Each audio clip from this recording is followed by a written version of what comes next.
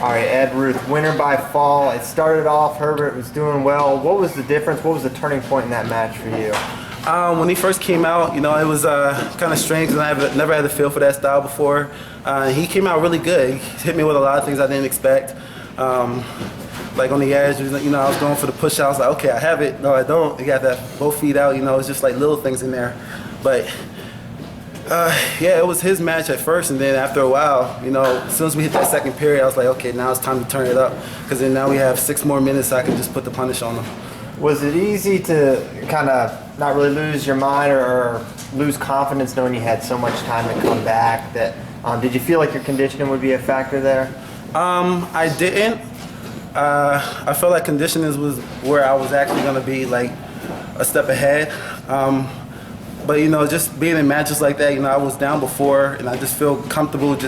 I always just tell myself to be comfortable throughout the whole match. Because if I start panicking at some point, then my shots get sloppier, or the guy just starts getting in my head. And he starts to feel better. I start to feel weaker. I start to feel worser, and I didn't want to give him that edge. Talk to me about when you cinch up that cradle. First, are you looking for it? I mean, it's one of your bread and butters, but is that something you're looking for in this match against Herbert? Your strategy coming in, when you get it, what are you thinking? You think, I got this. I'm going to hit him right here. The cradle actually was the last thing I was expecting to get. Just being on your feet doing freestyle and going down on the mat and doing freestyle, it's like I don't think about the cradle. Mm-hmm. But once I was getting cut in the corner, I just felt it. His leg was there, his head was there, and everything just felt like I should just lock it up and just go for it. Even though this is, it's slightly modified rules and it's Jake's first match in a while, is this a confidence builder, considering this is a guy that's been in the World Finals? He's got a World Silver medal. He's got a lot of credentials coming through. I mean, how big of a win is this for you? It's a big win because, just wrestling a guy like that, whether I won or lost, I was just learning so much just from the way that he was wrestling, just some of the ways that he was able to shut me down and stop me from moving and stop me from getting my shots off and make me feel uncomfortable. And, it's just a huge thing because, overcoming something like that, it's not easy. I expect to, lose at least 3, 4, or 5 matches before I get used to some of the things he was doing. Talk to me about your ability to it seems like you can turn it on whenever you want. You can get to that single leg whenever you want.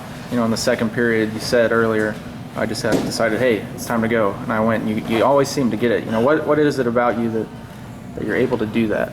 I don't like to tell myself that I can't do something. If I don't get it the first 5 times, maybe it's the 6th time I'll get it. I'm going to take my punishment, and I'm just going to keep going for that. Because, in the end, the shots that you've been doing that get shut down, those are your bread and butter. You have to make them perfect in order to just keep excelling and doing better and better every time you step on the mat. And that's what I keep telling myself. If he shuts me down a couple times, then I'm going to hit it harder. I'm going to hit it faster, or I'm going to just throw another setup in there and see if I can get this to work for me.